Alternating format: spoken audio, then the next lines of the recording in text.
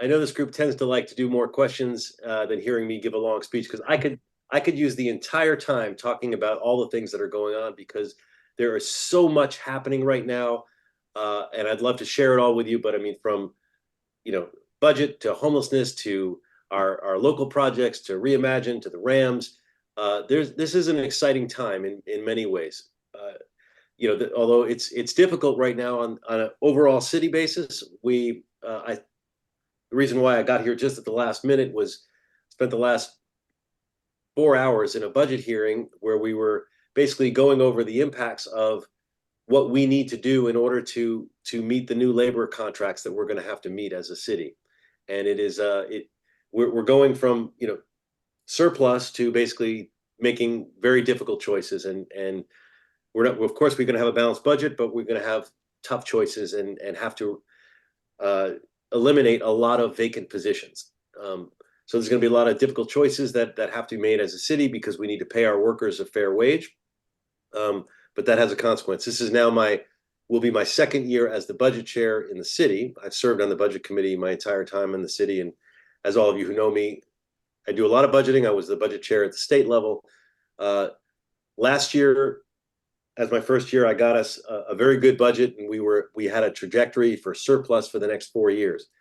These labor contracts change all that, and so does some of the impacts of the state and federal that are going to provide less funding than they have in previous years because of the situation at the state level.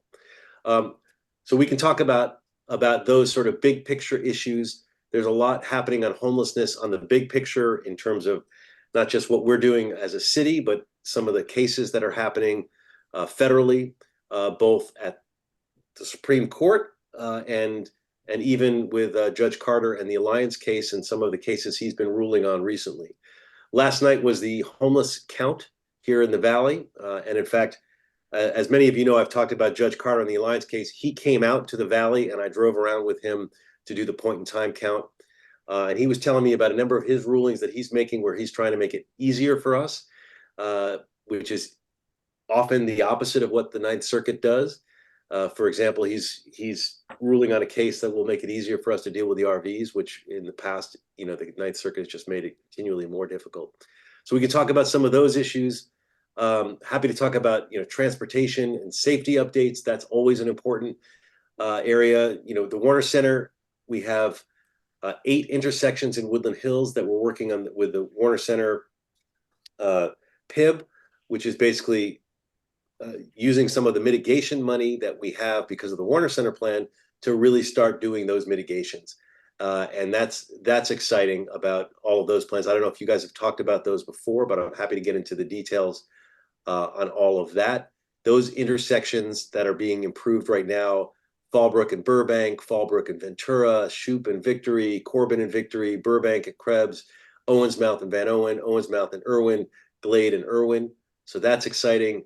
We got a SCAG grant for the Warner Center. SCAG is the Southern California Association of Governments.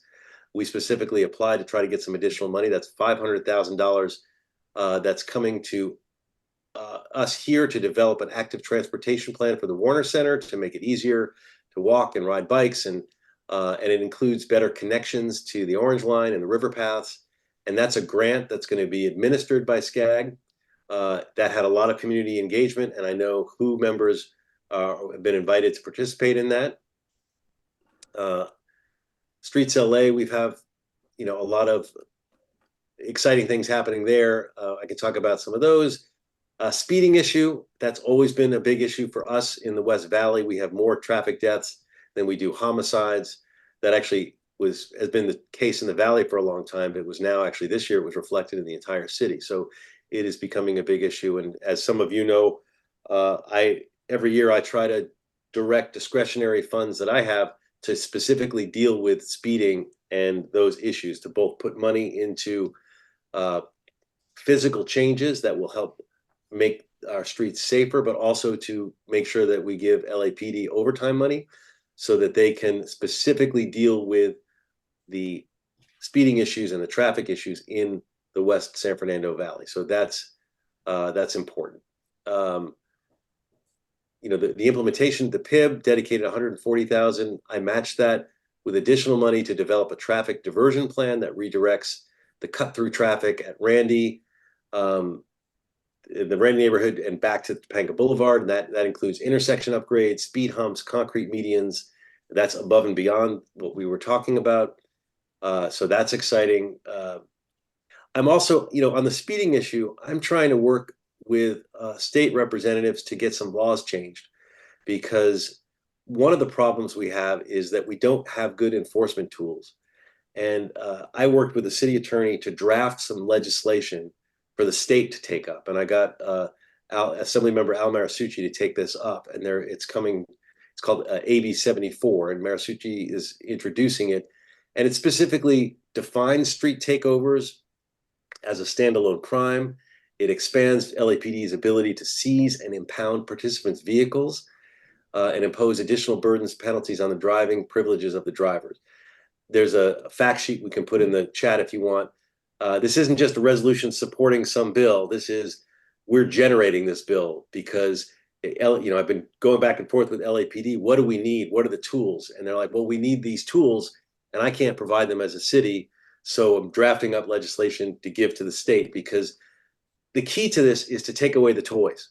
When folks are souping up their cars and doing these races and taking street takeovers, oftentimes their car gets impounded, and then somebody else just comes the next day and says, oh, it's my car, and they're able to just get the car back. So this is legislation that would try to go after that. We've had issues, street parking lot takeovers at the Home Depot. There's a car event there. We're trying to deal with that, called Midnight Therapy. Group that literally was sending out flowers, but we're working with the senior leads on that. What else can I tell you on that? Auto theft issues, dealing with catalytic converter issues. That's been a big theft problem we have. As part of my Operation Safe Streets initiative, I allocated funding for vehicle safety, put money toward making sure that we label those catalytic converters, and that we offer that to residents to help prevent the auto theft. So speeding is a big issue. We can talk about speed limits. That's an issue. Homelessness and housing. God, I mean, there's so much to talk about there. There's been legislation dealing with some, provider assistance programs. There's the ULA we can talk about, relocation assistance, and then there's something I've been pushing, which is a good neighbor policy, trying to do what I always push on our local interventions, but getting that to be a system-wide good neighbor policy where the folks who have to manage those facilities have to abide by these rules. And these are rules that I have typically tried to impose on all the interim sites on one-offs, but trying to make this into a policy thing. We can talk about that issue if you want. We can talk about the Inside Safe operations, which is sort of the mayor's big initiative, which is dealing with encampment cleanups. We've had 3 of those so far in the district. What else can I tell you? There's big projects, the extended stay. Well, I'll start with the county project, which is the 818 hotel. We've talked about that with this group before. That's now been in place. We have not had problems with that. In fact, you talk about what was there before, where we were getting prostitution, drug overdoses, lots of police calls. That now, nothing's perfect, but we don't have near the problems that we had when it was a no-tell hotel kind of thing. And that's helping change lives. And it's the only family facility in the West Valley. So I think that's so far very successful. Even though that's a county program, my role in that was to push them to make it, when they were going to do it, to make it a family specific site.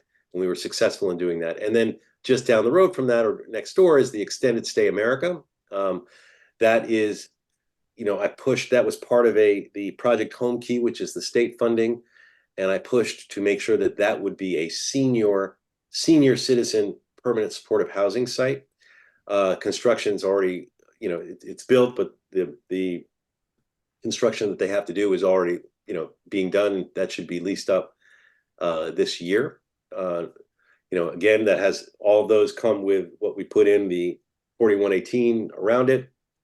And we're going to be forming, as I've done with all the interventions in the district, a community committee of any neighbors in that area who are interested in working with the service provider, myself, and I'm trying to get the supervisor to be part of that, and of course the senior lead officer, to meet regularly about any issues that might come up or that do come up around either of those two facilities, the 818 or the extended stay. I have found this to be a productive way to have community engagement.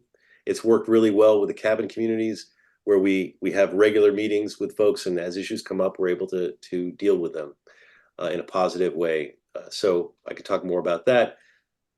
You've heard about the Executive Directive 1, which is the mayor's executive director to expedite affordable housing projects. It's different than the state law. You know, the state law, SB 35 and AB 2162, those remove a lot of the discretion for affordable housing projects. So like when we have the Daylight Project that's on Ventura Boulevard, that is being able to operate because of the state law. You know, similarly, the Meta Project in the Warner Center, same kind of thing. So, but ED1 is that executive directive that streamlines the process for affordable housing for apartments that are in multifamily areas. There were a few developers that tried to misinterpret that to put those projects into single-family neighborhoods. As you may have read about, you know, I was very, voiced great concern about this and insisted that the city reject those projects that they were trying to pass off as ED1 projects, even though they were in a single-family neighborhood. We succeeded in that in terms of getting the city to oppose that. Now they are suing, so we will see what happens with that as that moves forward. There were, in the entire city, I think there were about 9 of these projects where the developer tried to slip in these single-family area projects, and then the mayor immediately came out and said, no, the executive director doesn't apply to that, and clarified the language. But they tried to say that, oh, because we got in before you clarified it, that we're allowed to do it. 5 of those projects were in my district, and I successfully opposed them at this point. So other projects, we talked a little bit about the Daylight, which again is not a city project. That's a private project, and that uses state laws. There's the Meta project I mentioned. What else can I talk about that will around homeless housing? There's so many issues I could talk about in that, but I'm gonna let you guys ask questions so that we can focus on the issues that you're concerned about. Public safety, obviously, that is always a paramount concern for everyone in this group, especially. We have the LAPPL contract, which we were able to successfully get approved, which substantially increases will substantially increase the retention and the recruitment for LAPD, because that's been a big problem. We're having trouble filling our classes, and we're not having as many LAPD officers as we need, not because they're not funded, but because they literally can't recruit them fast enough to deal with, you know, the numbers of people that are attriting out at the end of the day or retiring, et cetera. So that contract hopefully makes a big difference. It changes the starting salary substantially. Prior to that contract, we were, out of the 8 areas in our jurisdiction, Glendale, Burbank, LA County, Long Beach, et cetera, we were on the bottom of that list in terms of starting salary. We're at $74,000. And, compared to Beverly Hills, which starts at $124,000. So with this contract, we're now squarely in the middle of that pack. And that, along with some of the other benefits of being an LAPD and the status with that, really puts us back in the mix for keeping folks and retaining PD officers. But that's always a big issue. I'm happy to talk about that. And I guess I'll stop there, because there's so many different issues that we could talk about the Reimagine Ventura, and I always thank Dennis and Scott for leading the way early on in terms of that idea, which we've brought to fruition. Phase 1 is complete. We need to turn on the traffic lights, which is going to happen as soon as they get that part that they're waiting for, but that should be imminent. and then moving to phase 2 for the more fun stuff, which will be the concrete work and the landscaping and sort of the beautification aspect. So that's exciting, and that's moving forward. You know, the reverse angle parking, some people had an issue with early on, but it's people have taken to it. We haven't had issues with that. I guess I'll stop. I keep saying I'll stop there, but I will legitimately stop there, Well, and then I'll stop you. I'll stop you. How's that? move to questions. We've got questions that are all over the place here for things, but let's start with one that's sort of an interesting one that just came up within reason not too terribly long ago. We had some problems that were going on with the street takeovers, and that was kind of a bit of a difficulty, I think, for a lot of people. I want to share this, if I may, with the group of this is a CBS report on this. Gives us an idea of what ended up happening. Hope you can hear this okay. Joy Benedict is live in Woodland Hills, where she spoke to police and residents about what can be done. Joy? Yeah, and that's the thing. We've all heard the noise. It doesn't matter what neighborhood you're in. We've heard the noise and we see what remains, right? I mean, take a look at this. It's not hard to see what was going on here yesterday, as this parking lot is pretty torn up here in Woodland Hills. But the truth is, neighbors simply want it to stop. It's a noise most are familiar with in LA. Burnouts, drifting, and sideshows. It always draws a crowd and leaves its mark on the neighborhood. But Monday night, it was this crowd in Woodland Hills lighting up look at that. social That's El media Camino and waking Shopping the Center. neighbors who have had enough of the noise. The LAPD says it responded to a disturbance call and dispersed the crowd at the El Camino Shopping Center, which they say then moved to another parking lot nearby and was also dispersed. But investigators say the group didn't cause any damage or block any streets, so there were no citations or arrests. In fact, many around here enjoy the sideshows, which have long since been a debated issue in many places. Although they may start innocently, some over the years have led to injuries, damage, and even death, something neighbors here don't want to see in I'll leave that at that. I think that was an unfortunate incident. I think they moved over to the Home Depot area and played in the parking lot over there for a while.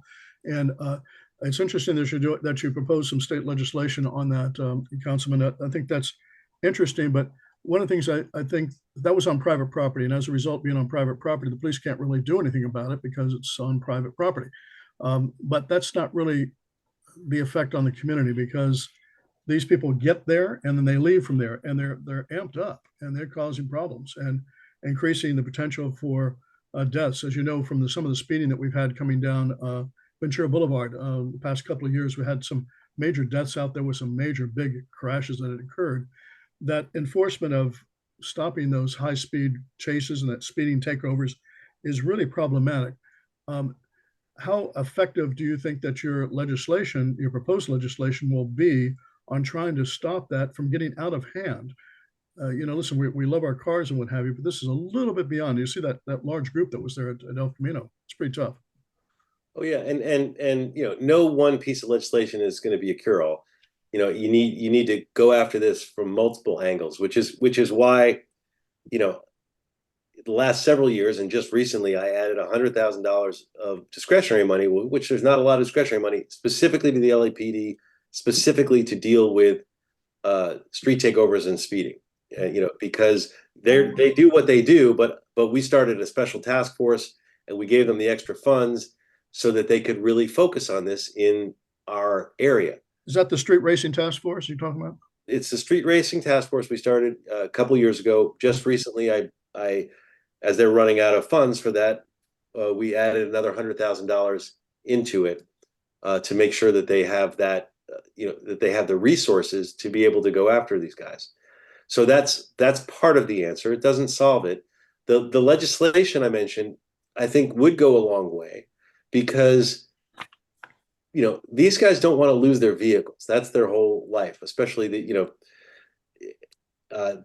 even more than just sometimes the slap on the wrist penalty they may get. If there's a threat that their vehicle is not just going to be impounded but seized and potentially destroyed, that is a much bigger deterrent, and frankly a better deterrent, because you don't want to be sending someone to jail for the rest of their life or something like this, but you want to take away the instrument that they're using to endanger everybody with these street racing. And sometimes it's an issue of design too. Some streets are wider than they need to be to handle the traffic volume. And it's, one of the reasons we did the angled parking was to try to make sure, that portion of Ventura doesn't become a speedway. It's why we've done, major changes to different roads. On Van Alden, we did a big thing where we had bollards and more stop signs and speed humps and speed bumps and speed tables, all of which are versions of the same thing, but and we continue to try to put those into places because that makes a big difference. Those kind of physical changes can take a speedway and make it undesirable to do it on. Well, that takes a long time for that stuff to get done. But I want to get on your case about one thing I'm not particularly happy about, very frankly. The fact that you're proposing some legislation in the state legislature. We've been after you to do that type of stuff and to stand up and speak out to some of these other areas where we need some stuff done. There's no reason why you cannot propose some legislation to stop some of the stuff that's going on with the state taking over this local control over housing. It's a simple type of thing. I've suggested that it just be one sentence, that if you have a specific plan in the area, those legislations just don't apply. And I think you need to step out too now and start proposing some legislation that can get up there and find somebody to carry those bills, because otherwise the state's just taking over what's going on with local control. So that having been said, I'll leave it there. Kathleen Sterling, you've got the floor. You're unmuted. Go ahead. Yes, Bob. Hi. I'm curious to learn more about this midnight group you were talking about. And also, does that have anything to do with the milk room on Ventura Boulevard? I've been getting a little rumblings from residents about the milk room and traffic and speeding in front of that. I guess it's one of those clothing drop stores for kids. I don't know of a connection to the milk room. I know the milk room is not just clothing co-op. They do concerts and I think my own daughter went to a show there that they don't have alcohol, that they have underage kids can go and listen to music there. But I haven't heard about the connection to that to the speeding. But obviously that doesn't mean it doesn't exist, and I'm happy to try to look into that. Before I answer the other part, I do have to respond a little bit. I know, John, you threw that out there that said we'll just leave it out there, but I try. I'm focused on my work as a city council member versus being in the state legislature, and where I can try to drop in things where I think I can actually come up with something different and move the needle. The kind of thing that you're talking about, which I hear you on, is part of their big policy world where they're not really going to care what a council member says. Whereas something like this, where I have a very unique way where I've developed with the LAPD language that they haven't had, I'm able to create something new that they're able to go with. But you're talking about that issue is not foreign to them. They're not. This is where I do draw the line that way. Yeah. It's one thing to say you're putting that false ceiling, I think, on saying there's no sense in doing it because they won't listen to us, so let's not do it. We would rather see in the community that you're fighting force with trying to do that stuff. We don't have a coalition down here of the legislators up in Sacramento like they do in the northern part of the state. It would be good for you to take a lead and say, listen, let's see if we can find one of our local guys to be able to carry some legislation, try to help them put together some kind of coalition with that stuff, and let your staff begin to work on that. And at least we see that there's something going on to try to stop this ravaging of going on with our local control over stuff. You're going to come up to it tonight on the one that's across from Taft High School. We'll talk about that in a bit. But these developers want to completely destroy our single family homes in our community. And I don't think that's what the community wants. And I think they would like to see you and the other legislators, city council members and legislators, stepping up and at least saying it's just not right. Let's do something about it, even if you're going to get shot down. And we heard this with Hertzberg going, hey, listen, I voted for some of this stuff because I knew it was going to pass anyway. I didn't like it, but it helped me to get some creds to do some of the other stuff. Listen, that's politics. But by the same token, we're here and we're looking for our representatives to help us out because we don't have those strong voices like you have in those areas. So just keep that in mind. That's sort of it. It's just one of those things of going, nobody seems to be trying to take on what's going on with the state about destroying single family houses. And it's terrible. You saw what's going on with ED1. Look at what happened with your district with ED1. I'm sure you were happy about that. that's part of what's coming about with that. So at any rate, let's see if we can find some way of being able to help you and help the others too on that one. Yep. And I always encourage you to get, have these meetings with your state legislators. You've got an assembly member and a senator who I know will be willing to come before you guys and talk with you. So I'm willing to work with you on that. Absolutely. But we have folks who are in those positions that we should work with. Gotcha. We have a question from Mayor Curry. John, Yeah. John, let me Yes. just correct Yeah. the councilman. They aren't willing. They've turned us down. They had open invitations for many, many years. And Jesse Gabriel is a ghost. And Senator Stern has no intention of coming and talking to us. He's basically shunned everything that we've done. So any communication between this area and our state legislatures is nil. In fact, there is an editorial in our newsletter that points us out that these guys are not representing us, that we have no voice, and the voice that supposedly is ours has nothing to do with our area.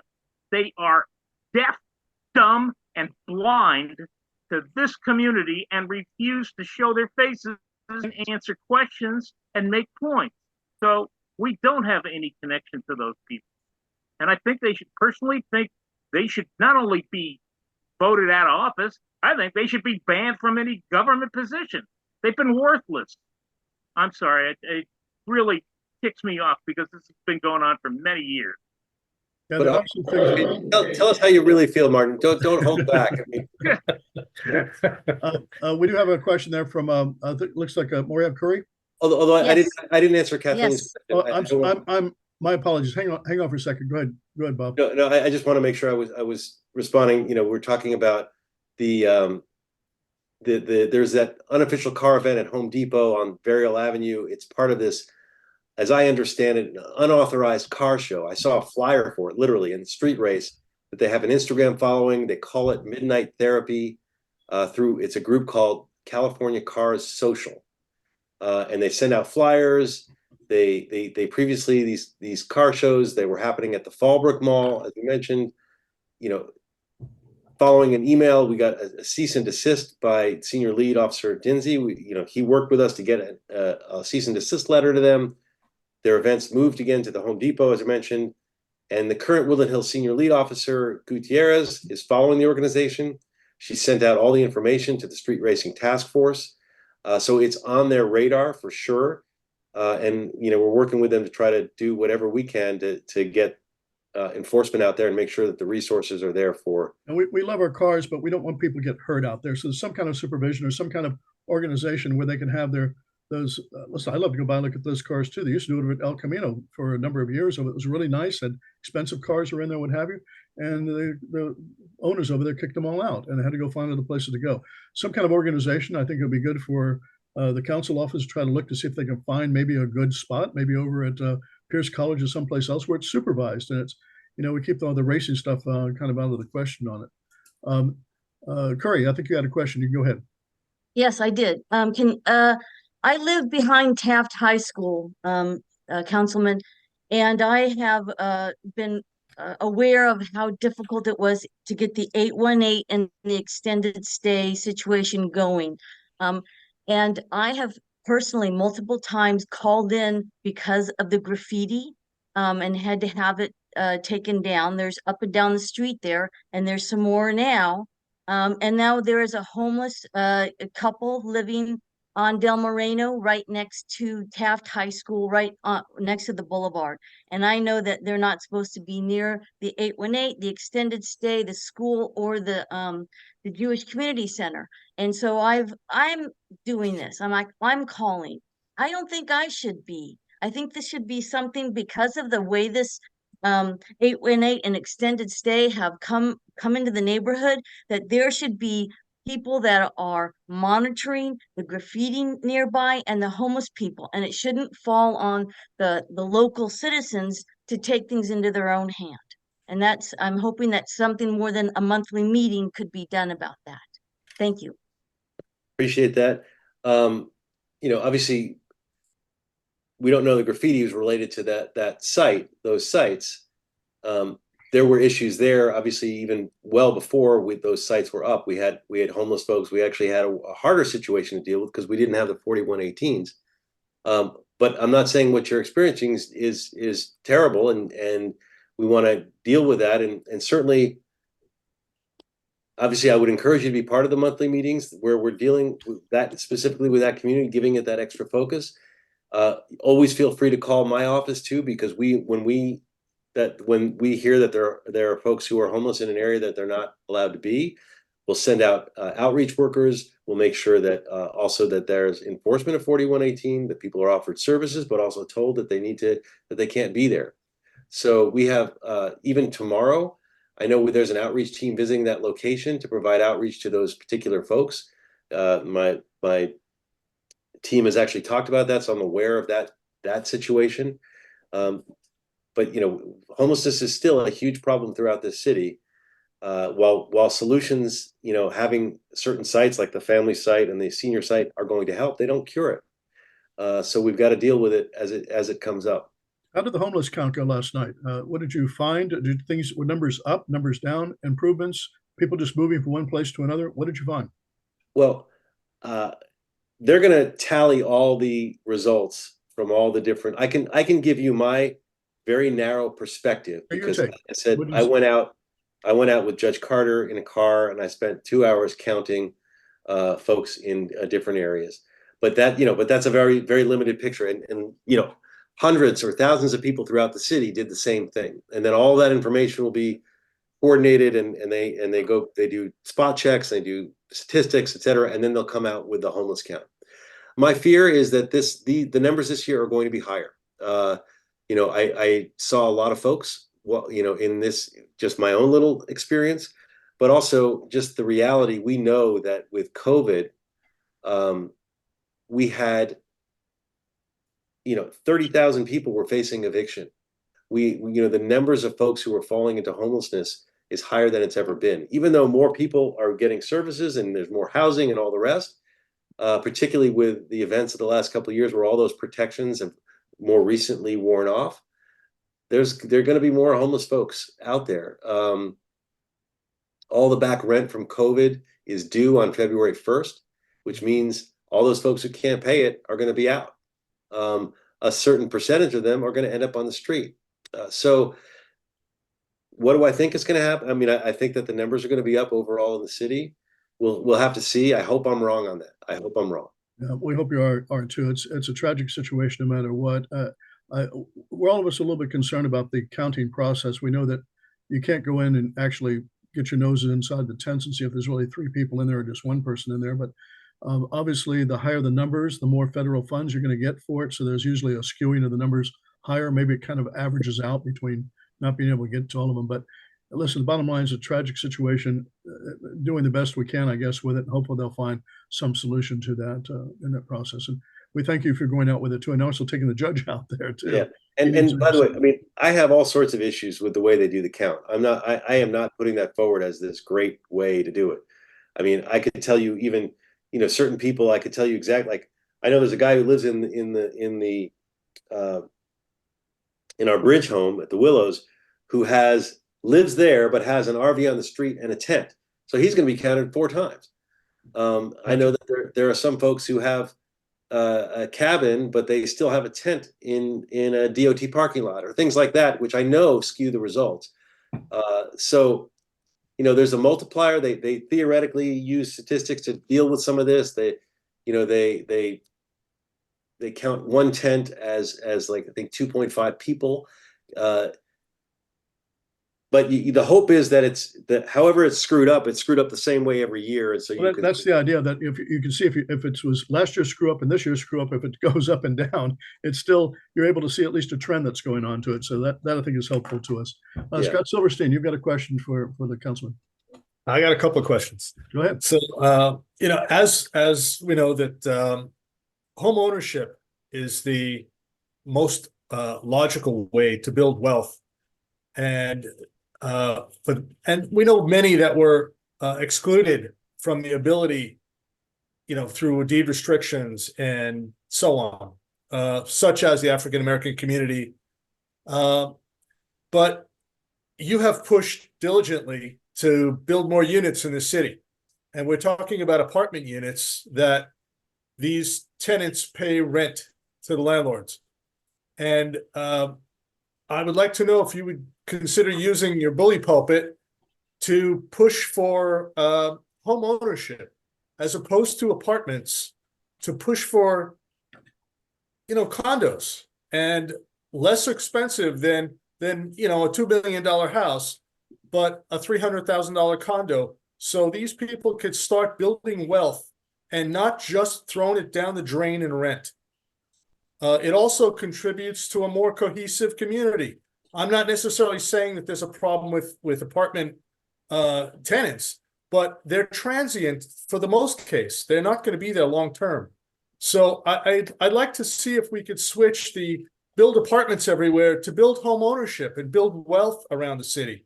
And is that something you would consider joining with us? It's not a new idea. I've been talking about home ownership for a long time. We have some good programs out there already. New Economics for Women has a great project that I helped get them funded on, which specifically does exactly that. It provides a pathway to home ownership where the down payment is subsidized, and then they pay the mortgage payments essentially, and they're building equity at the same time. But then the down payment essentially becomes a rolling revolving fund that helps other folks get those down payments to be able to get into the market of home ownership. Home ownership is, as you mentioned, is incredibly important, and it's a great tool for building wealth. And part of that is trying to come up with creative ways to build housing and to build cheaper housing, whether it's modular housing, or whatnot. There's a lot of ways to try to incentivize that. It's not so much an either or. We kind of have to do it all. When it comes to building more housing, we have requirements from the state in terms of how much housing we need to build. But you don't find any argument. You find a strong ally when it comes to trying to incentivize and encourage, not just with a bully puppet, but with real policy ideas to get more ownership. And even, a lot of folks don't want to talk about ADUs, but that's another way that you get people into ownership. There's some of that where you can build wealth that way. And the ULA, which is the United Los Angeles, that's the what they call euphemistically the millionaire's tax, which goes to a variety of homeless and housing endeavors. They're looking at cooperative housing and social housing as another way to incentivize ownership and incentivize wealth building, generational wealth building. We just got another hear question, about I it as in the community. It's not something that it seems to be public. I mean, we see a lot of apartments. We see a lot of these guys up in Sacramento just pushing for apartments. But if we could build legacy wealth, I think the entire city would benefit from that. I have one additional question, and it goes back to your first issue that you brought up. It has to do with the budget. And at the moment, I guess we're looking at about a $297 million shortfall. And there's a vote coming up that I understand that's going to be another contract negotiation that's going to provide 7 raises over 5 years to certain city employees. And that could potentially push the budget deficit to $400 million. I'd like to know first, are you planning on voting for that particular raise? The 7 raises in 5 years, I believe it is. And if this budget deficit grows to $400 million, are you considering raising our taxes in any way to fill that gap in addition to cutting our services? Right. And the numbers you're citing are actually, the 297 deficit is based on the assumption of the coalition deal, which is most of the labor contracts. And then the additional amount would be as if that goes for fire, the fire department and the unrepresented city employees as well. And part of the LAPD obviously got the first contract, which put us into deficit, which was the the PPL contract, which was a 20% increase over 4 years. Essentially, it's not quite that straight line. These contracts from the coalition, they're trying to get the same deal. The coalition deal that you referenced is not as generous as the LAPD deal. It's over the course of 5 years, and it is there are multiple stages, as you mentioned. It's like a 2% plus a 3%, and then the next year is a 3%. But it's if we don't do these things, what we're going to be faced with is a strike, and we're going to be faced with a lot of labor strife, and we're probably not going to end up much different than at the end of the day where we are going to be with these contracts.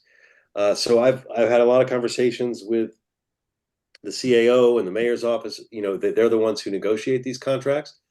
You know, through the ERC committee, and you know, they've basically convinced me this is the best deal that we can get, and that it's you know, it's spread out over a period of time, you know, and that we essentially want the workers of the city to be able to live in the city, and to not live in poverty, and that's, you know, that's what it takes to do that. And even so, a lot of the, you know, the wages are still you don't guarantee that you can live in the city by any means, and there's still you know, most of the city workers are not paid that much. The higher end salaries you're going to find, the department heads, obviously fire and police with all the overtime, that's where you see the big numbers get racked up. But yes, I do plan on voting for these contracts. As I said, I've been vetting them with the mayor. Today I had this 4-hour budget meeting to talk about what that means. If we accept these contracts, how do we deal with that deficit? And the biggest way we're going to deal with that deficit is by eliminating the vacant positions.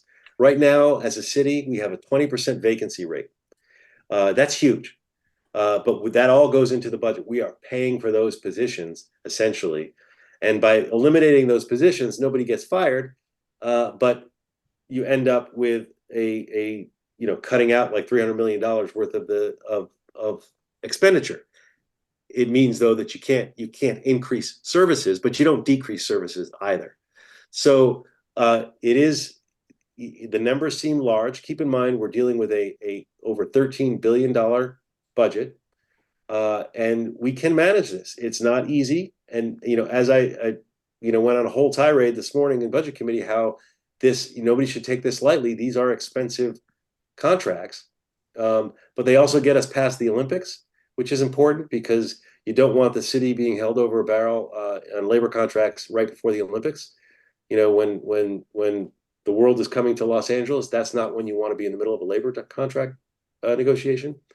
So, so the answer is yes. I'm going to vote for them, and I'm going to try to make sure that we are responsible. And then in terms of taxes, I don't have any plans for introducing taxes. And you know, those taxes have to go to a vote of the people, as you know. Where I could see potential increases, and I referenced this in the budget committee, is that, you know, right now we subsidize out of the general fund, we subsidize a number of things, such as lighting, sanitation, and garbage, sanitation. What else? There's another big one. But if the city were to raise the fees on that, then the subsidy, the general fund subsidy, would be diminished, and that would be one way that some money could be raised, which would cost us as taxpayers additional money. So I can't promise you that's not going to happen. I imagine that is one of many solutions to solve for the budget, which is to try to remove the general fund subsidy. Right now, we subsidize, like, for example, garbage pickup in single family homes, but we make people in apartments pay the full cost. If we were to remove that subsidy, our garbage fees would go up. More money would be in the general fund. It wouldn't be a tax, but it would be a fee. So if you want to be on the lookout for any sort of increase in the bottom line, that's where I would look. That's where I think you should be concerned about. Well, concerning these budget matters on it, Councilman, especially with the police. The police chief has just stepped down. We've got less than 9,000 policemen on staff presently. we don't seem to have much of a presence out here in the West Valley. I mean, look at what happened over at Nordstrom's. Where do you see us with having a new police chief with this new budgetary area? The fact that they had a 20% increase, and it looks like we're getting less services, even though there was an increase in the budgeting going out to LAPD. Where do you see the long-term safety force out here in the West Valley? Yeah. Well, and by the way, I mean, I do think we have some very active officers in the Topanga station. So I mean, our folks are pretty active. We have a pretty good department out here, certainly compared to the rest of the city. And so I do want to. I don't think that they're just not active. No, I agree. I agree 100%. I mean, the Nordstrom stuff, for example, they had this whole group that started another thing down at the other end of the complex. All the officers had to go down there, and then they ran into the smash and grab of everything. I mean, it was really set up nicely. The guys did a great job. Guys and girls did a great job. They always do. We're just short. We're short of them out here. Yeah. Well, and so, and I should say, part of the hiring freeze that we talked about today in budget, which I was making sure we understood, does not affect the police. So there is an exemption for public safety. So there is nothing in the budget that we're talking about and the belt tightening that is going to affect the hiring of police officers. We are authorized and funded to hire more police officers than we possibly can. And what about a new police chief? What's that? And while I believe, by the way, and I strongly support that. Not all my colleagues do. Some of my colleagues really want to cut police, but that isn't. I've always been very strong on that, and that is certainly the case in this budget. And do you want to name names on who doesn't want to increase the police department, wants to cut them? I mean, you can look at people's voting records. There was I never want to ascribe what people want and don't want to do. I'll tell you facts. On the police contract, there were 3 no votes. It's the basic 3 that keep showing up all the time on these things. There were 3 people who voted no on the police contract. That was increasing the thing. I mean, I can name their names if you want. But I think we know who they are. Elizabeth, you can talk. You've been unmuted if you want to ask a question. I know you've been waiting for a long time. Go ahead, Elizabeth. No, that's okay. I was just questioning about, and again, I'm just a simple citizen. I've lived here most of my life.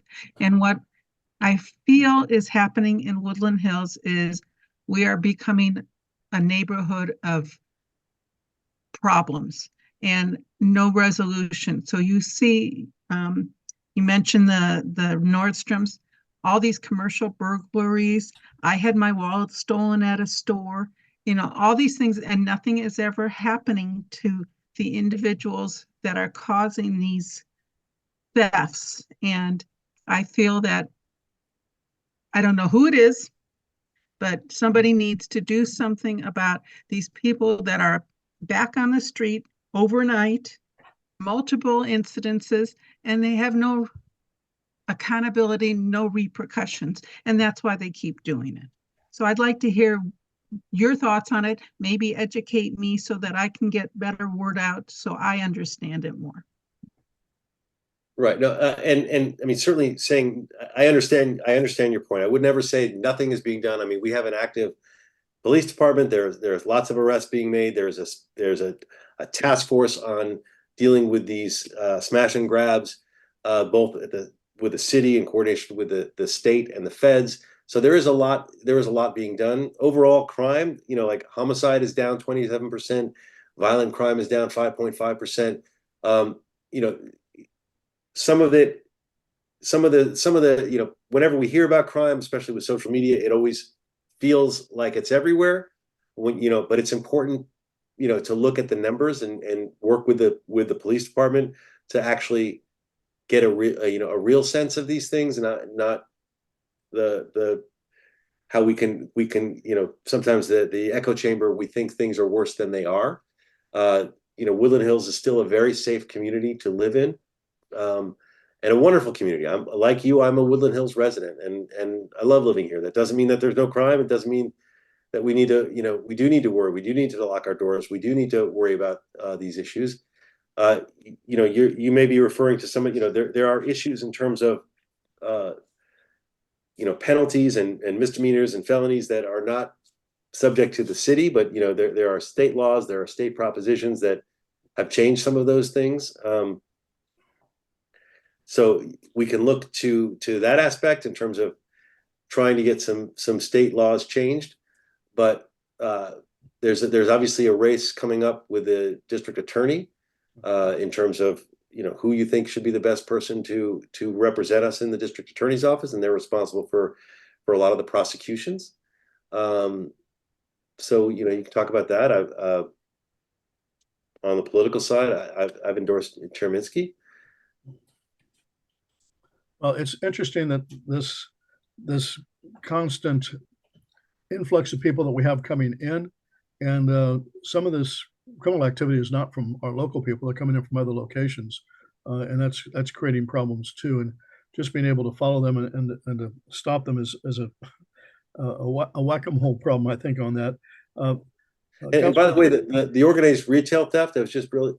They've made more than 346 arrests. The task force that I was referring to. But they're not doing anything with them. Once it makes the arrest on them, unfortunately, they're not being prosecuted. And I think that's why you're doing your endorsement for the district attorney's office. And that's sad. They get arrested and nothing happens with them at that point. And we're beginning to lose, I think, faith in our judicial system. And I hate to see that. I mean, I'm a lawyer for a number of years, and I hate to see that happening. Right. Obviously, they have to get convicted before they get locked up and all the rest. But well, I understand, but again, they're being cut loose and not even having to be prosecuted at all. And yeah, that's true. They've got to be convicted first before that ends up happening. We have a question from Elizabeth. Did you finish up with your question? I hope we finished up with you on that one. Yes, thank you.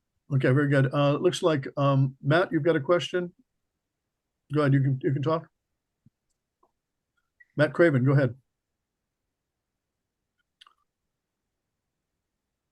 Matt, are you there? Is he muted? Yeah, I can hear you. Go ahead. No, he's not muted. Matt, you've got your hand up and I've given you permission to talk. You can go ahead and talk if you wish. All right, we'll mute you back up and put your hand back up another time if you have another question on some stuff. Chris Rowe, you've got a question. Go ahead. Keep these short, Chris. I'm always on you about keeping these things nice and short. Go ahead. Hi, Chris. Hi, Councilmember Blumenfield, thank you for being there.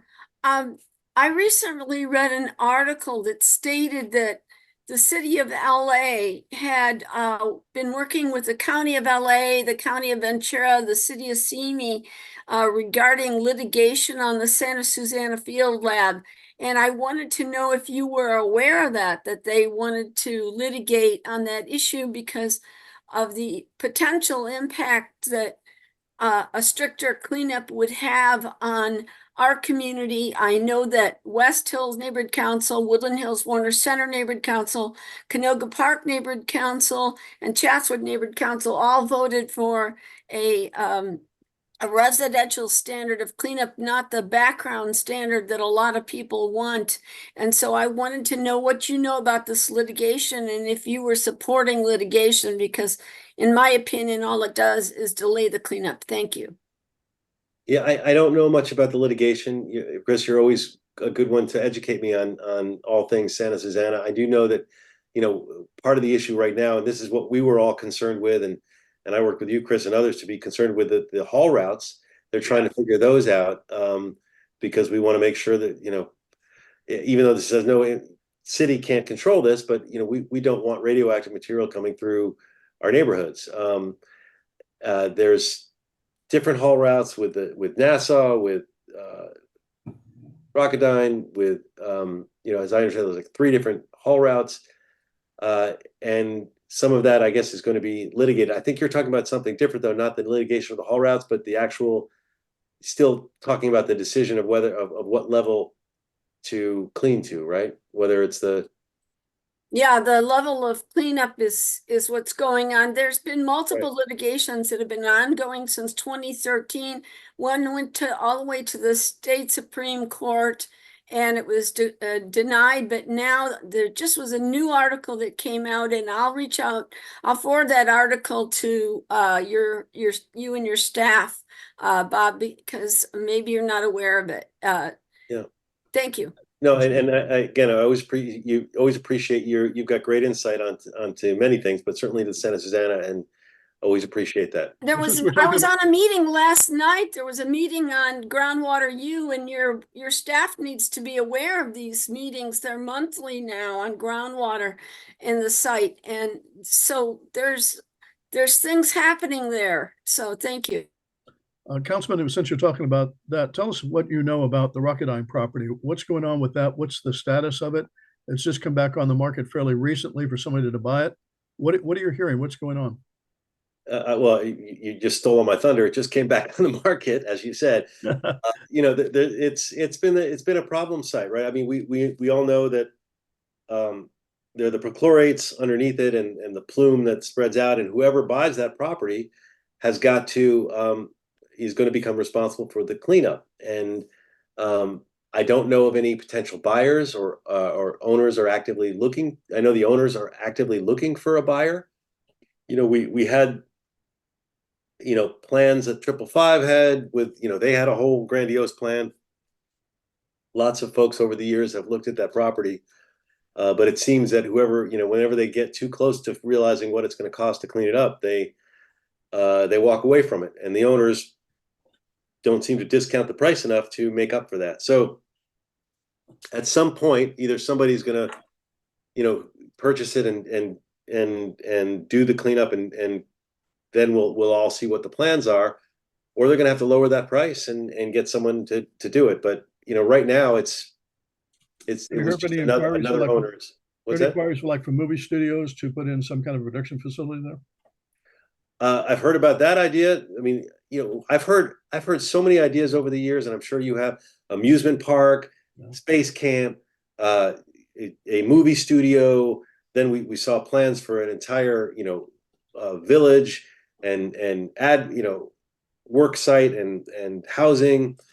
At one point they were talking about more mall. So, but it's private property. Whoever buys it, is going to have. I would love to see a movie studio. I mean, I didn't know if you're asking me what I'd love to see there, yeah, a movie studio would be fantastic to get the jobs, and a movie studio would love that.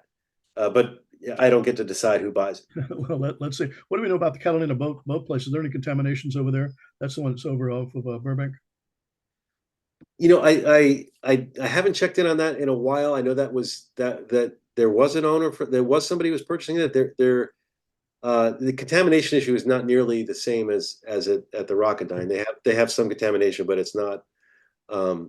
It's more like a dry cleaner kind of thing that they're able to clean up fairly easily. As I understand. Looks like Matt has come back on with us for your question. Matt, you're unmuted. Go ahead.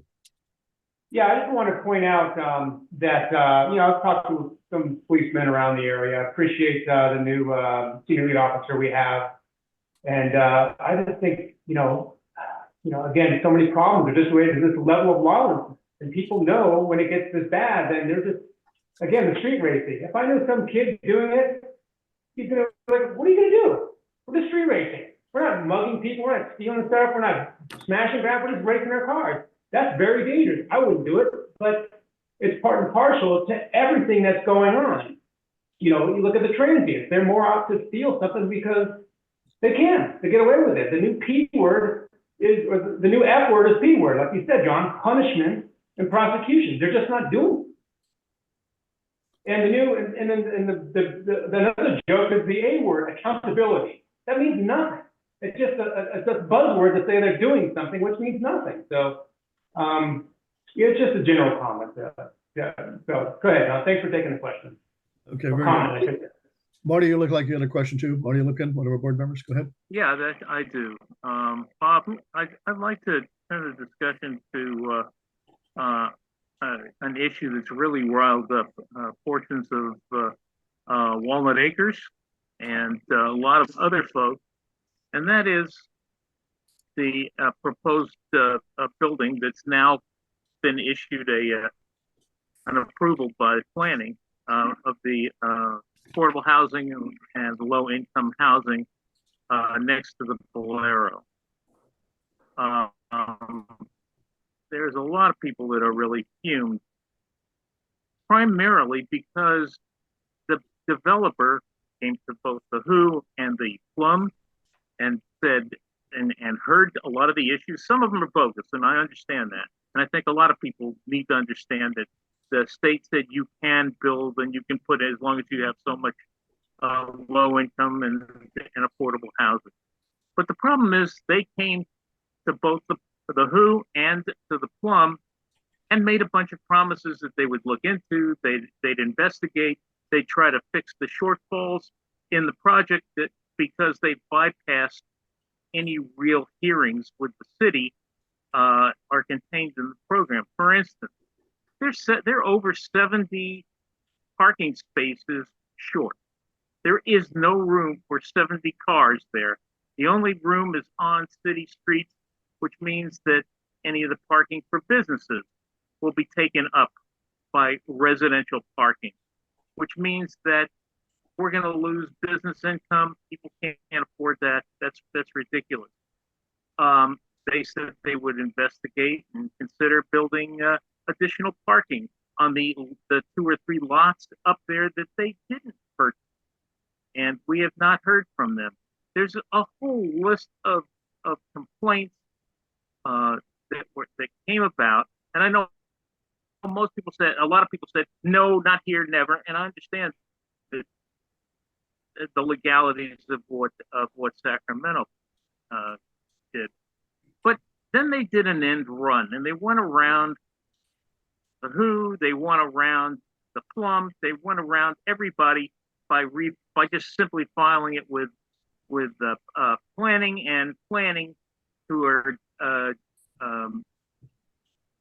deaf, dumb, and blind, and know nothing about what's going on in the communities they're supposedly administrating, then said, sure, why not?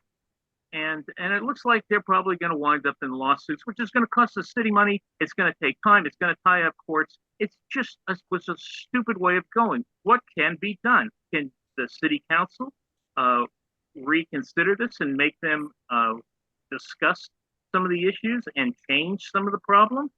Or is this basically the city has washed their hands of everything? Well, you're saying the city's washing their hands. It's the city is preempted by AB 2162 and SB 35. Now they didn't even have to go to the neighborhood council. I begged them to go. I said, I know I don't have any power over you, but they went to the neighborhood council Plum committee 3 different times because we pushed them without really having authority to do this. Again, it's the state law that allows this to happen this way. It's not a city project, it's private development. So it's not a question of the city washing its hands. It's the question, we don't have the discretionary authority on this project. Councilman, what about over that, just remind me about over in the El Camino area, put me over that mindset over there. There's some food vendors that are over there on the sidewalks that a lot of people have been complaining about, that they're taking away some of the business from the restaurants and what have you that are there. They're out on the sidewalks and they're there just about every night and seem to be having quite a bit of customers. What's the status of that in the city about allowing these pop-up places where they're serving cooked food, if you will, and they don't seem to be inspected by anybody and don't seem to have any permits? What's the status of that? Yeah.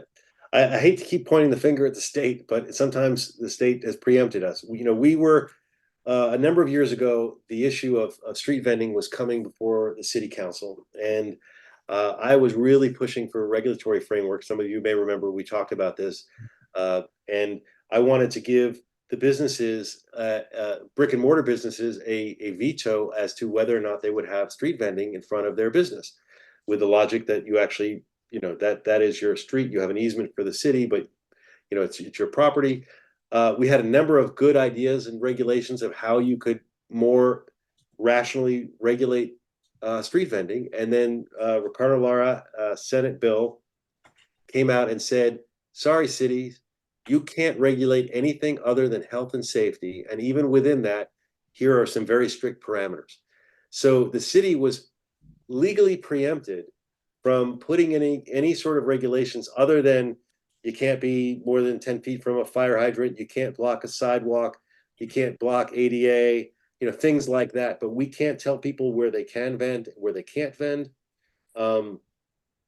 We really were restricted quite a bit on that. Now, the county still has the ability to, when it comes to health and safety, they determine, they give out permits for, for whether you're licensed to do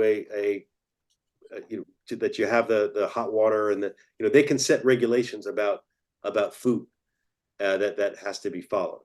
And the city, we have a permit process, but our permit process it has no value other than getting a permit for someone, because someone gets a permit by right as long as they have the county permit, and all they need to do is basically apply, pay a small fee, and they get a permit. And then, but it's state law that governs the regulations about the fact that they're allowed to vend. So, well, we hope the county will get out there and at least start inspecting some to make sure that we're eating healthy food from those that wish to stop there. That's the real big deal. We just don't know. A lot of them are some of them have got fresh fruits and what have you, and others are cooking food, and we just don't know what the quality of that is all about. And that's a health issue, I think, for our community. Looks like Eileen Ullman, is that, if I can read that Yes. correctly, you've been unmuted. Go ahead. Thank you. Thank you, John. Thank you, Councilman Blumenfield. I have one question, but one a comment. You had said that crime is down and homicides are down, but I just read the LAPD report that said compared to 2022, in 2023, property crimes have risen, flash robberies have risen, vehicle thefts have risen 2% in vehicles, 3.5% in, I think, property crimes. Also, rape, robbery, and aggravated assault have all risen in 2023. So I also think there's a lot of playing and fudging with figures and how things are differently characterized. And part of it may also be from, as you had mentioned, the DA's office. But as John had said, when there's a no bail policy, and also when there's no consequences of actions, it's very hard to get a handle on these things. And I have heard our mayor say over and over again, oh yes, there must be consequences, but that's all she says. There never are consequences to these actions, and people are caught and then they're released immediately. So so that's my comment there. And I don't know. And I also know that speaking with policemen, the morale has been down. There are a lot of openings because a lot of people who could retire have retired. And it's very hard to replace a policeman who has had 20 years on the force with somebody brand new, first of all. And I don't know that people want to be policemen now because they've really been demoralized. So I don't know if you have any thoughts on the moral state. I'm not saying that right. I understand what you're saying, though.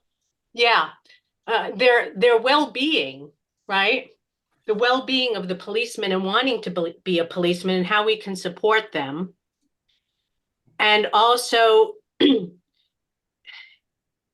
I just realized the LA Times came out yesterday supporting the current DA, Gascon, which I just thought was horrible that they did that. And I'm glad that you're not going to be supporting him. And so I don't know if you have anything to say about the state of our policemen, but I also want to ask about the encampments on Owens Mouth of the homeless. Okay, a lot of different topics. Let me try to cover them all. The numbers, the CompStat numbers, looking at them as we're speaking here, what I'm looking at, it says rapes down 7.2% in 23 from 22, robbery down 4.9%, aggravated assault down 1.5%. Most are down from the 2021. I don't doubt that you're looking at something else. We need to look at those figures when you guys have. I know you have a LAPD come in regularly. They give the stats. We're all looking at the same numbers, looking at the LAPD stats. And in fairness to the mayor, I mean, you talked about, prosecuting, you know, she doesn't get to make those decisions on who gets prosecuted. You know, the city deals with misdemeanor crimes in terms of you know, the city attorney and prosecution, but the prosecutions are of felonies, et cetera, are handled by the DA's office, not the city. Morale at the police department, yeah, it's a big issue. I mean, it's one of the reasons I pushed for a very generous labor contract with LAPD, because that is meant to try to help turn that morale around. And this isn't just a problem in LA, this is across the country. They're having trouble recruiting for LAPD or for PDs across the country. So we're not unique in that regard, but you know, trying to do everything we can to change that and to help that. So I don't disagree with you that there's been a morale issue, and you know, one that we need to deal with. What was the other question? Was there another question that I missed? I'm sorry. There was let me bring it back in. Go ahead, you can talk again, Chris. Yeah, I've noticed that the homeless encampments on Owens Mouth have been there, they've gone, they've been there, they've gone, and then they're back again. Yeah, no, and we actively, my team is actively trying to get those, you know, the folks that are there. We got them into the inside safe when the mayor came, was doing the inside safe on the river. We were able to extend that to include the Owens Mouth property because, you know, I know it is a problem. I mean, we have, you know, I could name the 5 biggest encampments in our area right now. You have Owens Mouth, which you're talking about between Irwin and Oxnard. And specifically on that one, we are planning another inside safe operation with that encampment and surrounding areas at Owens Mouth. So that's coming up as another way to deal that. The other big encampments, you know, I'm aware of them. I know you guys are aware of them. Vassar between Khalifa and Oxnard, DeSoto between Victory and Van Owen, Owens Mouth between Victory and Van Owen, and Fallbrook and the 101 underpass. Those are the biggest ones we have right now in Woodland Hills. I'm very much aware of them, and my team is working, you know, to try to use what limited tools we have to constantly. Tell us what you have to go through to get those encampments out of there. Tell us about the process, because it's not an easy one. You just don't just say move and that's it. What's the process? Yeah, and I just hired another homeless deputy. You know, part of the process is like we have these inside safe operations that the mayor controls where they go, is making sure we get those, because that's when you get a large, basically, group of outreach workers, and you have a hotel where you can send people, and then they get the services there, and that's sort of moving a big encampment. But that's by request. In other words, the individuals that are moving say, "Okay, I like the idea, and I'm going to go." It's not being forced to be removed. Correct. Now, I try to. They're also making areas off limits through 4118, which is controversial for some. There are council members who won't use 4118. I was the author of 4118. I think that there are areas that need to be made off limits to encampment, and you know, we need those 3 council members again that seem to be giving you a hard time. More than that on that one. Unfortunately, part of the reasons why we also got these interventions, the interim interventions, like the tiny homes that we have up in the bridge home, is because I can have more direct access to those. So when there's a one-off, like the guy who's under Fallbrook, or we had Roxanne who was under, I shouldn't use names, but there's a woman who was under Shoop and her dog, and we are able to send my team out there, and along with Lhasa and other folks, and then we connect them directly to the tiny homes in our community. Because we put them up there, we get first crack at them, and we're able to say to those folks who may be not part of some big encampment removal, but say, hey, we have a place for you, we need you to go there. And that makes a huge difference. If you're just offering generic services, you're not going to get someone off the street. But if you actually have somewhere for them to go, that makes all the difference in the world, especially if the services that are there. And with the extended stay opening, that's going to be great, because we're going to move a lot of seniors out from the tiny homes into that, and that'll open up more cabins, where we can get more people who are on the street into those cabins. So it's it's sort of a tiered approach, but it takes a lot of work and a lot of cajoling and offering services and all the rest. there's been a lot of laws that make it very difficult. You can't force somebody into treatment. You can't force somebody into, you can't forcibly move them somewhere. So it's very difficult. Yeah, Kurt, about how many people have been, I'm sorry, how many people this past year have actually been moved off the street into some home situation or living situation? From the 3rd district or from the city? Both. I mean, you know, you're talking about, you know, we've probably in our area about 300. In this, you know, in the city, you know, the numbers is in the thousands. I mean, tens of thousands. I'd have to get the number for you. I can go back and get those numbers. You know, because people are moved from, you know, off the streets into the inside safe operation, into those hotels, into the tiny homes. You look at all the places that are full. Those people came from the streets. You know, in my district alone, as I said, we've created interventions that are all pretty much full right now. We have the tiny homes, the 52 cabins behind my office, 74 cabins off the Orange Line in Tarzana, the 85 units beds that are at the Willows. We have the Super 8.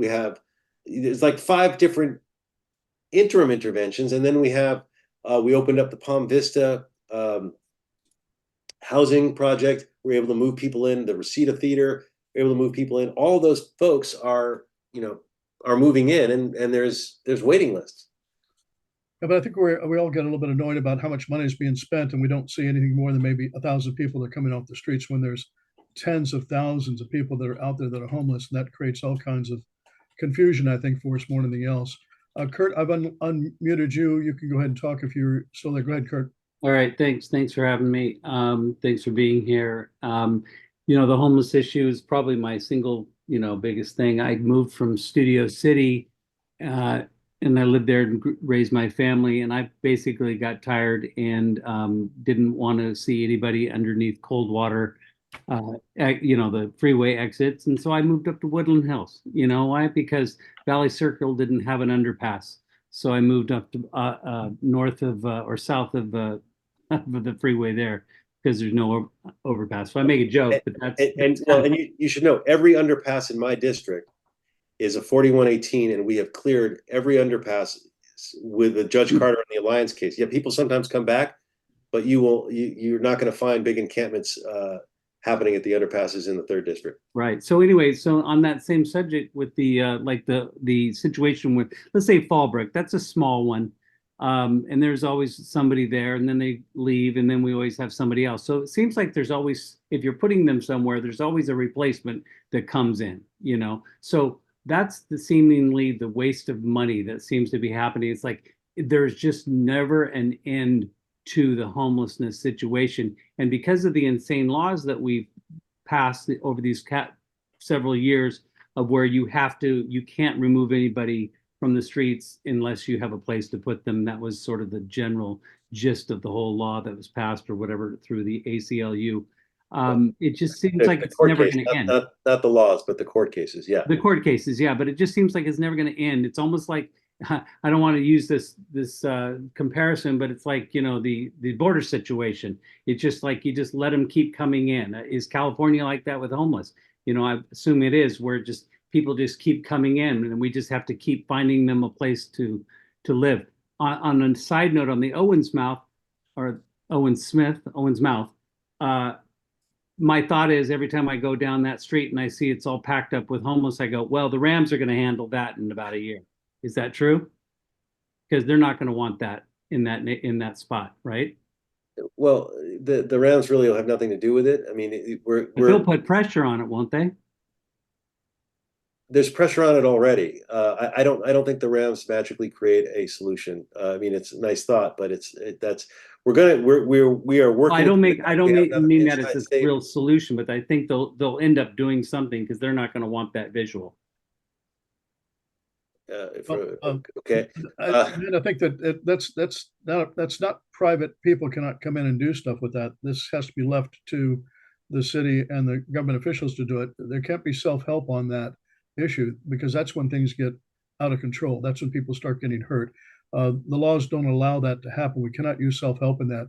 We have to turn to our government officials to be able to do it. I mean, that's, you know, it's a safety issue for everybody when it comes down to it. So, and by the way, I just got some statistics, which, you know, a total of, you were asking about the numbers before, 21,694 individual Angelenos moved into temporary housing in the city of LA during the first year of the Bass administration. So just this last year, which was a 28% increase from 2022. And that Inside Safe thing, they completed 33 encampment resolutions across all the districts in the city, with, you know, thousands of over 2,000 Angelenos accepting housing. of course, we always know the problem has been that everybody says that it's a housing issue, and we know it's really not a housing issue. We're throwing money at the housing. It's a good way to do it. There are some people that are able to respond to it. It's a lot of money that's being spent. There are people out there who've got serious drug problems, serious mental problems, and a housing issue is not going to solve their problem. And while I know the city is trying hard, and I know you certainly are too, Bob, we're trying to get people that need those type of help to get them. But I think it's going to have to be on, like you're starting to do now, on a one-on-one basis, knowing the people, knowing what the problems are, and then trying to encourage them to get to the right people and have the right people there that can provide those resources to them. You know, years ago, we used to have in institutions, and then hopefully at those institutions, they could be forcibly gotten that help. We don't do that anymore. That's cruel and unusual punishment stuff. But hats off to you for making good attempts on this, Councilman. It's not an easy thing. It's not easy. And there are, you know, the California community courts are trying to give us a little bit more teeth to get people into treatment, which is positive. But I agree with you. We need more teeth on that. You know, there are some positive signs. So if you're looking for hope on this, and obviously the county provides all the health, mental health, and drug addiction services. The city doesn't have any of that. Right. And we talked before about the possibility of having our own health czars out here, and it might be do well for the city to develop that. Encourage you to take a good look at that again. So, you know, obviously ran into the problems of that with COVID by not having our own. We had to rely upon the county. We might do well to have that coming about, but we'll see. Marty, it looks like you got your hand up. You got a question? Make it nice. We're past the 9 o'clock hour. We want to let the councilman get back to like real life here. Go ahead, Marty. You can unmute yourself there.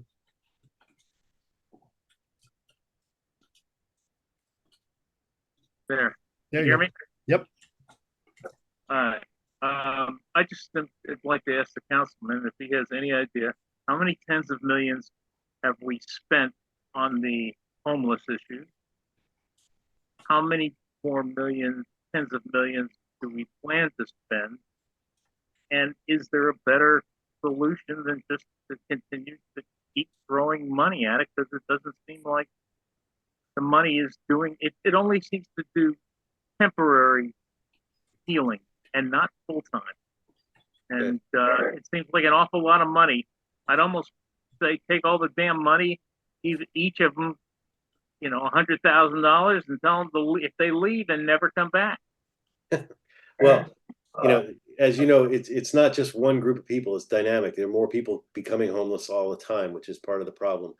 And it's not a question of tens of millions. I wish it were that order of magnitude. We're, you know, over these years, we're in the billions. So it's a lot of money, as you said. And yes, there's much more than just housing. There is drug addiction. There is, you know, job training. There is mental health issues. It is a very complicated issue. It's not simply a question of housing. It's integrated with all sorts of big societal issues, way beyond just the city, of course. But you know, you're absolutely right. This is a much bigger issue than just housing. Well, Councilman, we appreciate your time. We know that there are more questions than that there can ever be answers for in this process.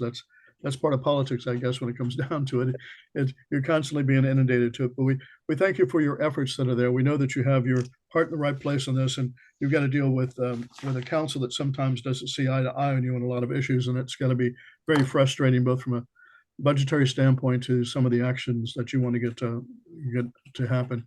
But we deeply appreciate that. And you're being termed out. Yeah. Well, where John, are you going to?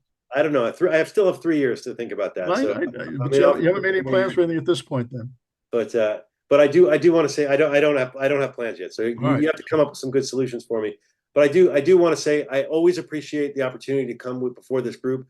I've been before you many, many, many times, and anytime you ask, I always say yes.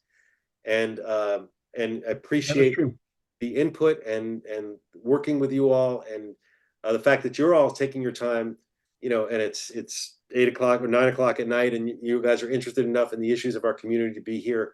That means a lot. I know everybody here is interested in making our community better, and I look forward to working with all of you to continue to do that. So thank you for the forum, and thank you for being part of this group. We appreciate it. And all of those that are out there that are not members of our organization yet, if you think that we're doing something that's good, you think that we should continue on with it, please join us and go over to our website, WHHO.com.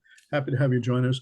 Councilman, thank you much. Keep up the good work to it. Our prayers to you and to all the rest for this evening as well. God bless and have yourself a blessed evening, and may there be a good year coming up.